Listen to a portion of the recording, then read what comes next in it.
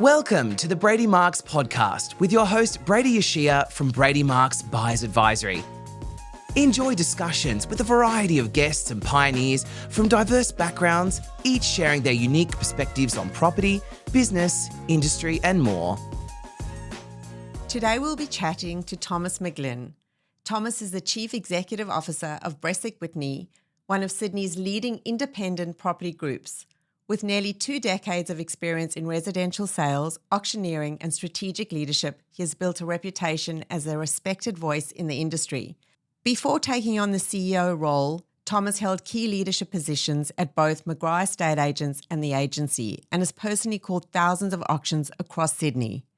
In 2024, he was appointed President of the Real Estate Institute of New South Wales, having served on the board for several years, a role that underscores his influence and dedication to the broader property industry.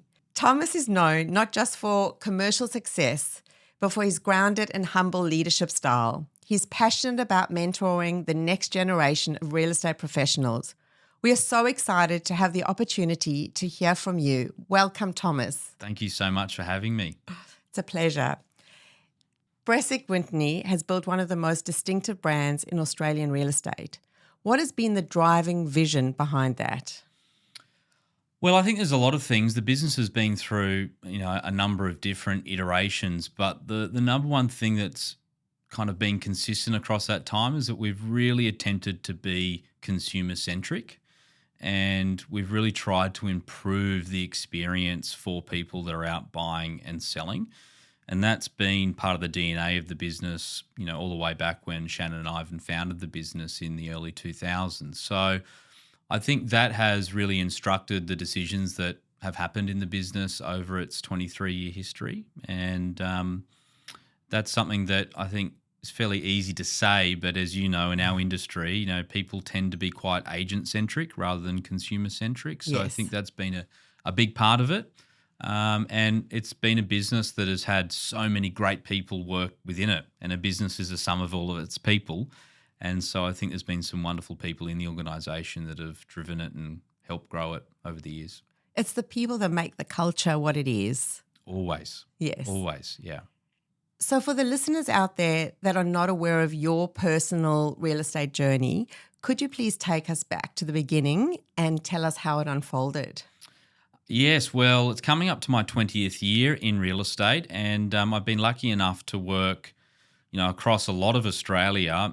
My family owned a real estate business on the Sunshine Coast in Queensland, and my cousin Kerry was, at the time, I would say, probably one of the youngest business owners in Australia, and her mum, Margie, was a real estate agent, and so it was something that I was always around growing up. And my dad's a builder. Okay. So there's a lot of property sort of floating around in what makes me me. Yes. But I started out, left school into a business degree, and the first couple of weeks of doing that degree, I thought I'd like to go and get some business experience, and I went and started working with Kerry and her partner Damien, who's a very, very good real estate agent, was then and still is now, even though he's slowing down a little bit. And that was the start of the journey.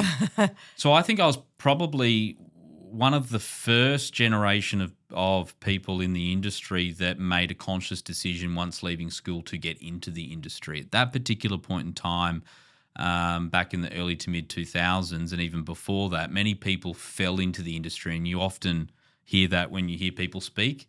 They say, I didn't anticipate getting in, I kind of fell in. Well, I was a bit of the opposite. I chose to be in it. And when did you become an auctioneer? So after a few years in, so I sold my first property when I was 18, and I think once I got the grip of having to, deal with sellers and deal with buyers and provide a good experience, I really looked at auctions as a great vehicle to create a platform for buyers and sellers to come together. And I was really, really lucky to have a couple of really strong and good auctioneers who mentored me, people like Jason Andrew and Dane Atherton.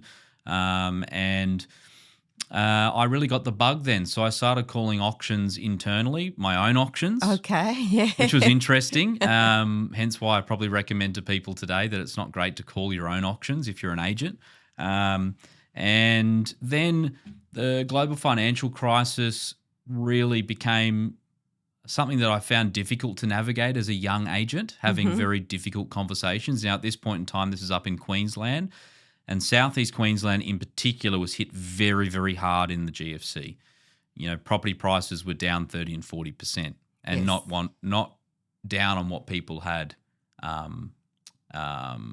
from previous highs. They were down on what people had actually paid for their properties. Yeah. So I found that very difficult, and went through a tough period of time where I wasn't making sales, had no money in my bank account, all those things. Yeah. But I was fairly good at calling auctions, and I thought that might be something that I should get into. So I started calling auctions independently Okay. for many of the people that I was competing against when I was a sales agent, and so fairly early on. So I was calling auctions in my early 20s. Yeah. That's great. I also got into real estate in the global financial crisis. As hard as it was, I think it was the best time to learn how to be a good real estate agent. To this day, many of the lessons that I was taught on negotiating with empathy and, the art of bringing together a willing buyer and a willing seller is, I think, an art in the negotiation. Absolutely. And I don't believe that you really have a true respect for both parts of the equation unless you've worked in a market where you cannot take buyers for granted. And in those times, you had to really, really make sure, because if you missed one buyer, it might be months and months and months until you find another one. Yes. And also educating sellers. I totally agree with you. And I absolutely believe that the best buyer's agents are ones that were selling agents prior, or even in property management. Having the experience within the industry makes you a far better buyer's agent. Totally agree. I always say you walk a mile in someone else's shoes and it makes you a better person because you can see it from someone else's perspective. And so in our industry, I think it's so good, whether or not you're a buyer's agent, a sales agent, a business owner, an auctioneer, if you have held or participated in other parts of the industry, Yeah. I do think it makes you a lot more effective. Yeah. Yeah, I agree with you. Yeah. I love what you said. Walk in somebody else's shoes. When you look at the next generation of leaders, what qualities do you think will define them? Well, this is something that I talk about a lot because I do hear from a lot of people that the younger generation coming through don't want to work and they're lazy, and I just do not agree with that. They are just motivated by different things. Mm-hmm.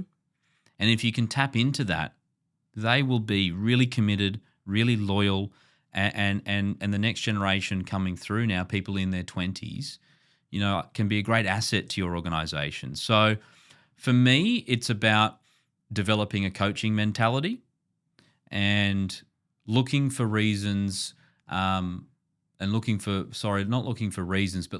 things that you can actually help with people to elevate what they currently have rather than telling them why they're not going to be successful, which is the dictate and mandate leadership that people say is no longer around, but it still kind of is around. Mm-hmm. It's just not out in the open. And I think the leaders of the future have got a lot of things that they need to navigate for sure. Yeah. However, I do think if they can come at it from a coaching point of view, which means that they sit down with people and work out how they can take them from point A to point B and how they can develop them, I think that they'll have a lot of success. Absolutely. And I think even if you've been in the industry for 10 years, you're still learning. You have to have that mentality of how I can better myself and how I can keep up to date with legislation, etc. Well, you would know this. Like, you think the minute that you think you know it all, you're in a really bad position. Correct. Because there are things that continue to happen 20, 30, 40 years in that surprise you, which is part of why this industry is so good. Yes. Because you have to continue to invest in yourself. You have to continue to invest in professional development, which not only helps you as an individual, but it helps towards your career. Exactly. That's right. So there are a lot of excellent sales agents out there. What do you think differentiates a good agent from a truly great one? Well, there's a number of things. Firstly, if you think about the consumer-facing side of what an agent has to do, I think those that have a long-term view and realise they only get one name and they have to protect that, it takes years and years and years to build a good reputation, and it takes one bad situation to bring it all down. Yes. And so those that think about that and look to treat people with integrity and look to help people and serve their communities, that's a big thing. Yes. You know, we play an important part of the community, but the community owes us nothing. We owe it a lot. So I think that servitude mentality to your community is firstly a fantastic one, because if you have that, it helps build long-term success. Yeah. And then the other thing that many people don't see is the constant rejection that people have in our industry. And that can get to people. And so I think grit and determination and bounce back factor is really, really important. On the way here to recording this podcast, I was speaking with a top performing agent from Adelaide, and we were talking about the fact that you need to remain so focused and you need to be very decisive in the way that you're acting in our industry, because there are so many distractions, there are so many no's that you receive in a day. In order to be able to continue to turn up to be the best version of yourself for your clients, you need to constantly have goals, constantly be connected to your why. So I think grit and determination is a big one. And I also think, the way that you're treating people is also very, very important. Yes. You have to have a long-term view, because what happens today is never forgotten if it's something was negative. People always remember. Exactly. Yeah. Your advice is amazing. So I think anybody that's listening today has got a lot of good tips and gold nuggets there. BresicWhitney has grown substantially. How do you continue to protect authenticity and creativity as the business continues to grow? Well, I think it's really important for us to understand as a business who we are and what we're looking to achieve. And that was something 5 or 6 years ago that we really, really honed in on what we were trying to achieve, how we could communicate that to our broader business. Does everyone in the business believe in what our strategy is? Are people proud of the business? These are really, really important things to think about, and that has contributed to us growing in the way that we have. One thing that we did differently was we wanted to, I guess, refine and not be as big as, or have the ambition of being as big first like other businesses had over the past decade. So our decision was we wanted to focus on Sydney exclusively, more specifically within a 10-kilometre radius of Sydney CBD. And all of our people are proud Sydney-siders, and that was something that we really just wanted to get focused in, dialed in to being Sydney's estate agent. And we feel that all of the key areas around the harbour are all connected in some way, shape or form. They absolutely are. Even from the buyer side, we see that all the time. And we wanted to create an ecosystem that was good for the buyers that we engage with, good for the sellers that we engage with, good for our investors, and then good for the people that work within it. So you create this ecosystem where your strategy actually creates a win-win for everyone that comes into contact with your business. And that one decision to focus on being better first and bigger second, I think really propelled us forward over the last 5 years. And, it's one thing for me, I wanted the person that's sitting at one of our front desks in our concierge team to go home and be able to communicate with their family how proud they are to be part of an organisation that is doing something that can be clearly articulated. Yeah. And I often talk about the T-shirt test, which is, if we created BresicWhitney merch, just like if you're going to an Oasis concert and you got the Oasis merch last weekend, that you're proud to wear that at a non-BresicWhitney event, at a family barbecue, or just going down to getting a coffee at your local coffee shop. And that's something that we do that today, and we see people wearing the BresicWhitney merch everywhere. Sometimes I'm in Bondi, for example, and I see people that are in the business wearing it just down to the beach. And that I know is a very simple measurement that tells me, though, that we've created something that people are proud of. And that has helped us, I think, be very, very clear with regards to then the things we needed to implement into the business. Our strategic vision is to be Sydney's leading property group with our people at the heart of everything we do. And when we say our people, we mean our clients. Mm-hmm. We mean the people that we're trying to get into the business as clients, the people that work in the business, not just the sales agents. Mm-hmm. We're talking about everyone that works in the business. And so everything that we do, every decision that we make has to be taking us closer to that. And the reason why I love that strategic statement is because there's no when you're looking to lead, there's no end destination in leading. No, there isn't. Leading is constant development, constant refinement. And that's something that we challenge our people every single day with. So I guess, that's a high level version to what you're saying, but getting that focused and having that much clarity, clarity precedes mastery. It's a great quote. You're not going to get into the area of mastery unless you're very clear on what it is that you're looking to achieve. You have to have a very clear vision. And I love that, such proud brand ambassadors. And every person is important, whether you're part of the team or you're a potential client or you are a client.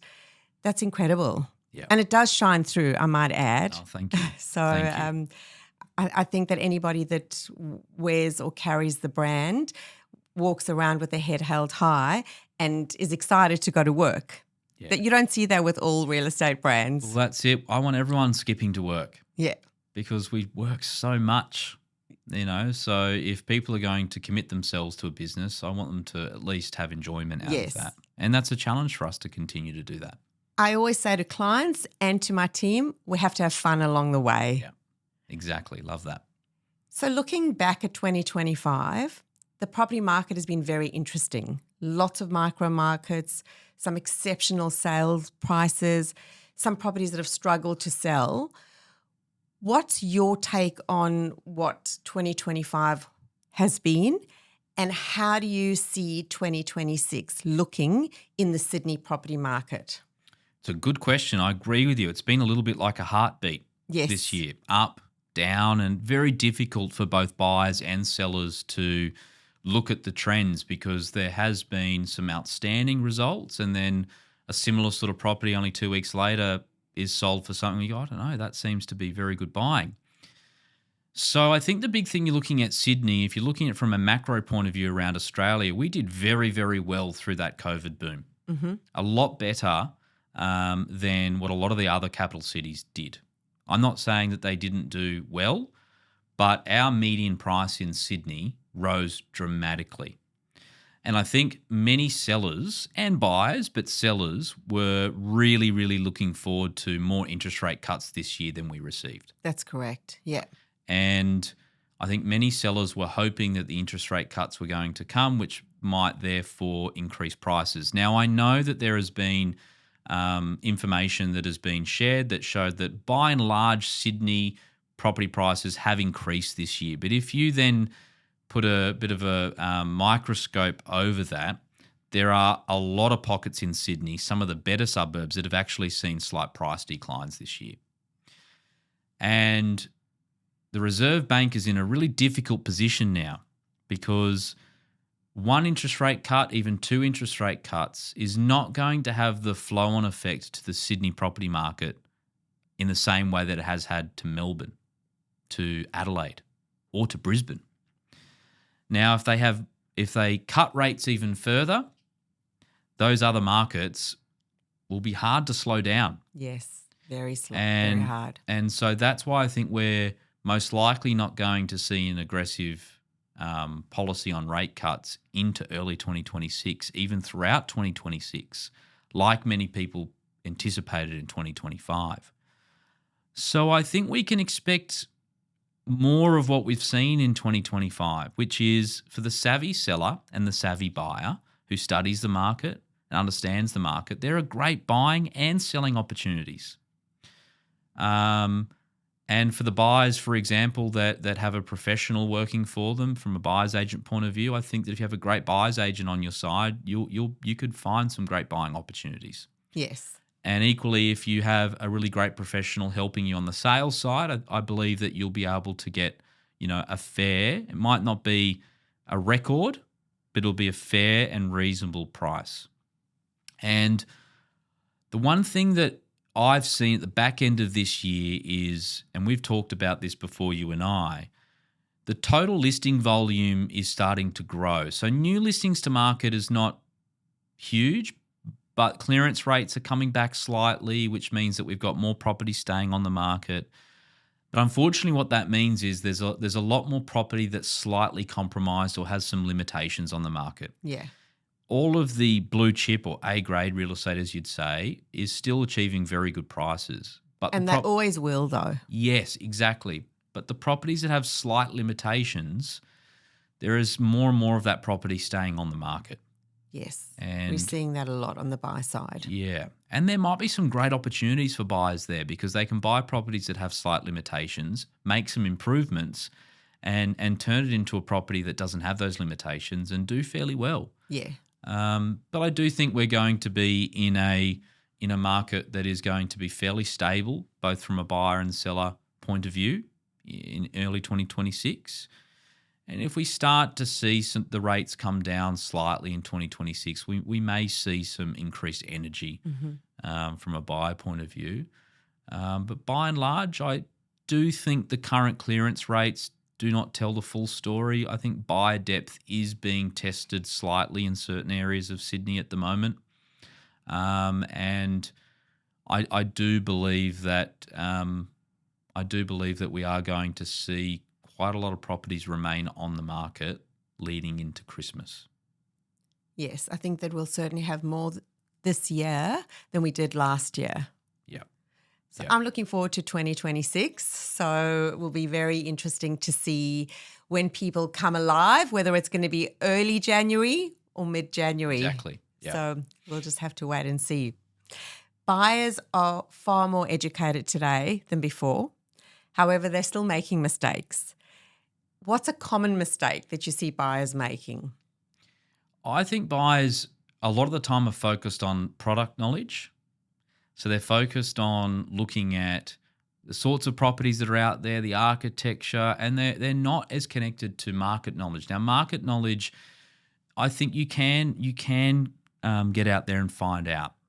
Attending auctions, seeing what bidding looks like, seeing is bidding very, very strong or was bidding quite difficult, how many registrations were out there at auctions, looking for things like how many people are at the open for inspections. And, I think that really helps you with understanding how aggressive you need to be in your strategy and maybe at times, do you have a little bit of time on your side? So I think that's really important.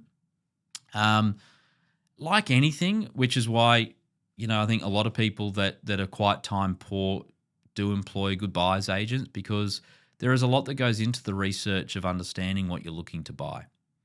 I also think that many buyers, they look at certain suburbs and they don't realise that only one or two suburbs away you can buy something with far more value with a similar sort of lifestyle. And I still think that the way that buyers search through the major portals doesn't allow a lot of the time for you to be open to those suburbs that provide you heaps of value price-wise but for the same sort of lifestyle.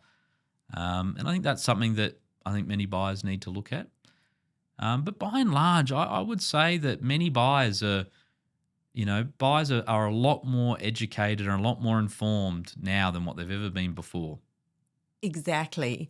And I agree with you about the little sister suburbs. We often say that to clients, that we start the journey in one area, but it can grow and progress somewhere else to a suburb that they never even knew existed, which was just 15 minutes away. So very good tips. Yeah, exactly.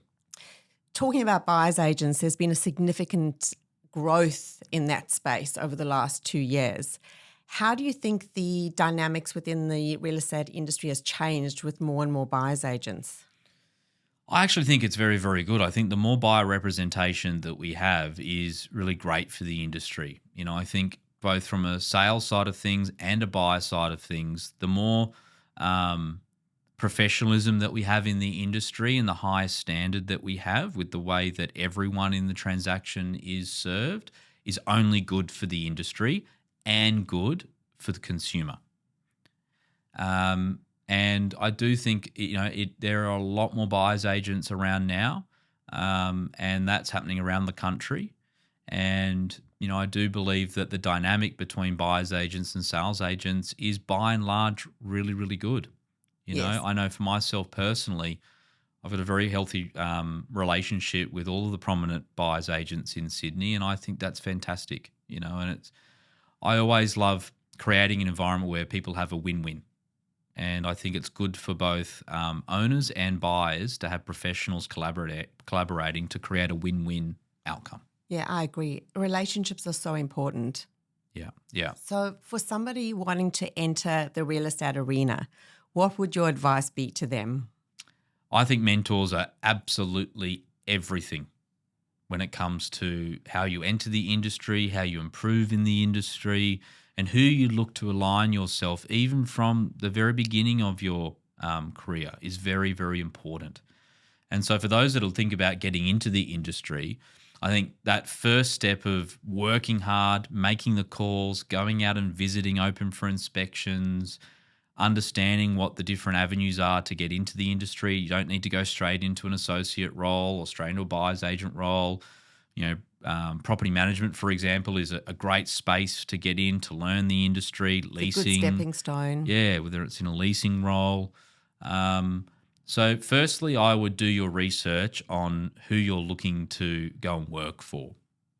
I think that's really important. Have they got a track record of developing people?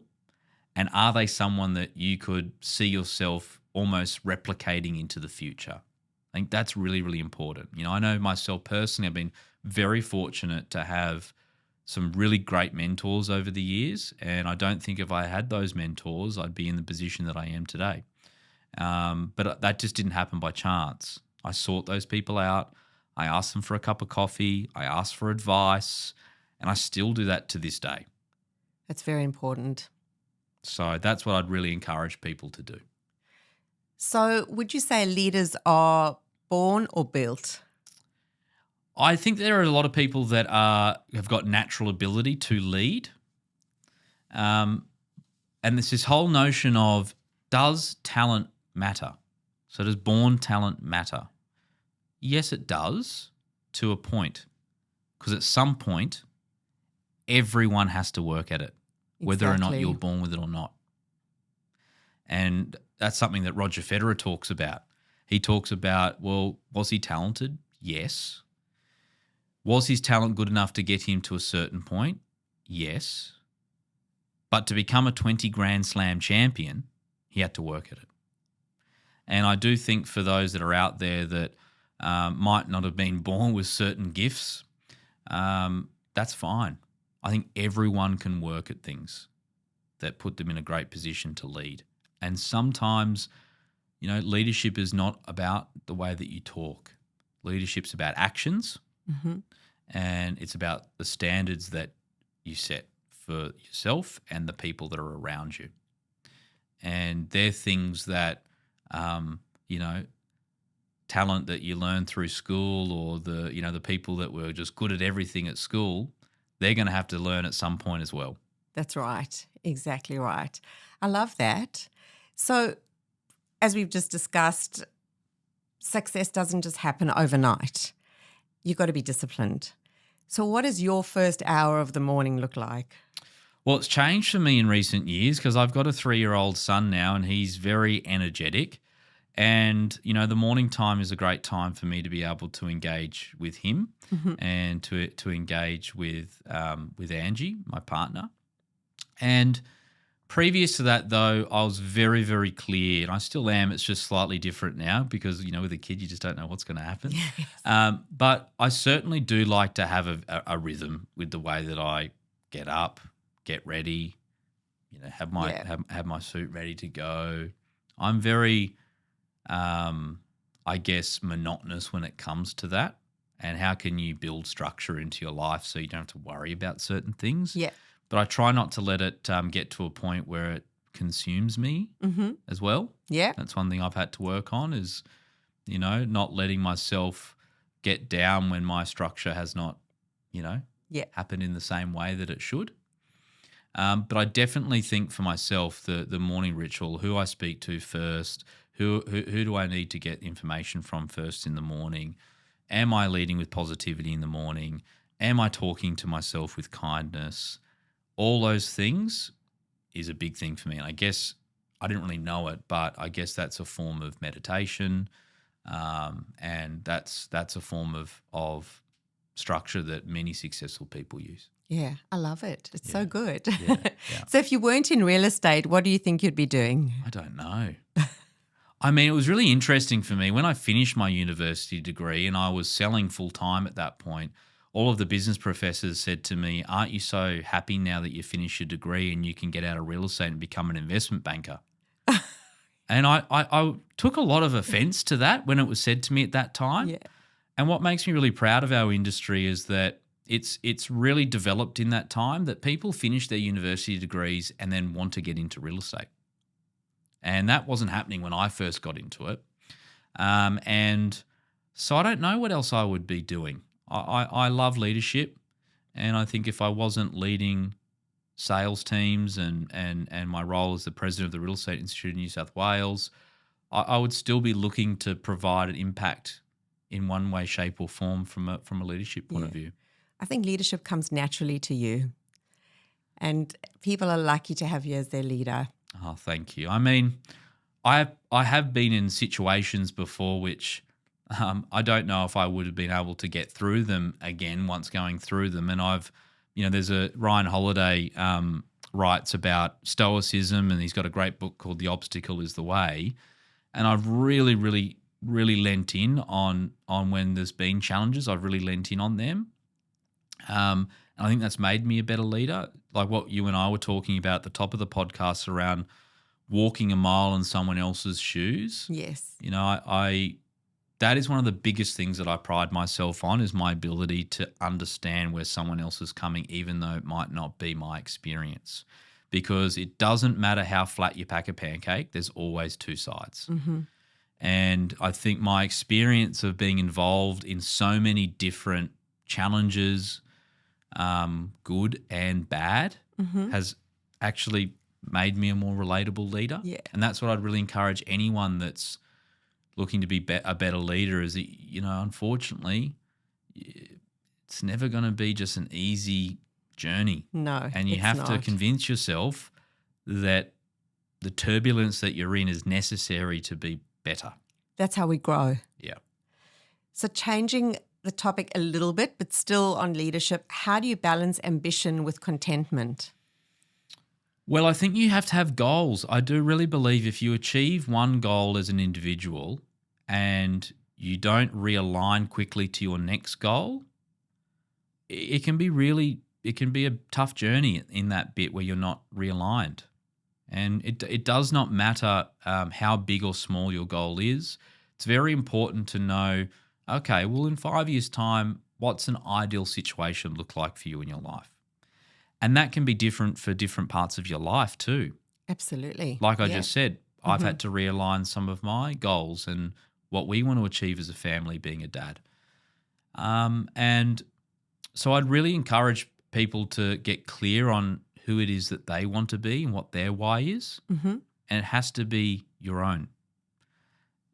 Do not look for a why that is something that you think someone else wants for you. Has to be yours. And I think that that's how you balance ambition and content. And I think if you're, for me, some leaders get really, they don't like ambition being around others because they think, they might be trying to come for my job but that's a good thing. I think for other people out there that are leaders currently, they should really harness and support ambition because that's how you're able to scale. Yes. And that's how you're able to achieve great things if you've got people that want to push themselves. And And for different parts of your life, you will need to lean in on that ambition, and you'll also need to lean on humility. And I've always felt that the best leaders also knew how to follow. At different points in time, you need to slip into leadership, but also slip into following. Yeah, that's great. So talking about leadership, who is a leader professionally or personally that you admire and why? Oh, so many. So many. One of my great friends who I lean on a lot is Con Sisopoulos, who's in the McGrath West Group. We speak regularly. Matt LaHood, who I worked for 10 years, I still speak to him regularly. And I learn all the time, Brady. Even, recently I sat in on a buyers chapter meeting to hear feedback on certain things, and I learned from that. Yes. There are lessons everywhere if you're willing to look and see them. And I think that that's something that, for me, I learned from so many people in the industry. I've got a long list of people that I speak to regularly to just brainstorm with. But there's so many in our industry. Yes, there are. Yeah. There's some great people. Then there's people that don't know that my mentors, like I said, Roger Federer before, Robin Sharma, Novak Djokovic, all these great people that I look to for inspiration and learn from. They don't know that they're my mentors, but they are. Yes. I'm not a huge reader, but I'm a huge listener. I listen to a lot of podcasts and a lot of audiobooks. I spend a lot of time in the car. And so there's lessons everywhere. Exactly. So if there was one thing you could change in the real estate arena, what would that be? It would be more education. I believe that the education that we provide in our industry is good, but there are a lot of things that we need to improve upon. I don't believe that within a week you should be able to go and do a course and then within a week you're out dealing with the consumer. Yeah. I think the barriers of entry need to be higher. Mm-hmm. And I believe that in order for us to be able to create a better consumer experience, we need to educate, and then the continuing education needs to be better. Yes. And that's something in my role as president of the REINSW that I'm really passionate about. Because I'm all for increased accountability for people in our industry. I'm all for legislation coming in to help keep people on the right track. Yes. But I'm also for high standards of education to ensure that people getting into the industry are better equipped to be able to do the right thing. Because my philosophy has always been, it does not matter whether or not it takes you longer, but the right way is always the right way. Absolutely agree. And I welcome all of that. So we look forward to seeing some increased barriers to entry and more education. Yeah, for sure. What do you think is the most underrated suburb in Sydney? That's a good question. I'm going to take it a bit broader. And I know that it's the area that you do a lot of business in, so I'm not just saying it because we're here together. But I do think the Lower North Shore and the Upper North Shore, just all together, are fantastic places to buy. The reason why I say that is the lifestyle that you can get from a family home in those areas is nearly on par and not that much different to the lifestyle that you're going to get by buying a family home in the eastern suburbs. Yet the price difference is huge, huge. So it's only a matter of time. I've got so many friends that had considered buying a family home in the eastern suburbs, and they have now changed to consider buying a family home on the Lower North Shore and Upper North Shore, even the Middle North Shore. Yes. Just because of the value that's on offer. Great schools, good villages. And one thing that I've noticed, certainly post-COVID, is that people really want to be in a village atmosphere. That's absolutely right. And part of a community. Part of a community. So anywhere that provides great value from a housing point of view, but also great value from a lifestyle point of view, close to a village which has your local butcher, your local fish and chip shop, cafe. You can build relationships with people in your community. That is something that I think is going to continue to grow in popularity. The inner west, we've already seen that's exploded, and prices in the inner west are continuing to grow, and that will continue to happen. However, you don't have the same calibre of grand home in the inner west like you do on the North Shore. That's correct. Yeah. And those homes are a lot cheaper than what they are in the eastern suburbs. And I think the value is there at all price points. And there's a place for everyone. Exactly. So we're coming to the end of our podcast, and I wanted to just ask a personal question. Yeah. What is one word that your best friend would describe you as? Or someone close to you, I should say. Determined. Considered. I think considered would be a big thing that people would say about me. Close and not close. And that's something that I'm proud of. That's great. Yeah. Excellent. Well, thank you so much for joining me today. Thank you for having me. It's been an absolute pleasure.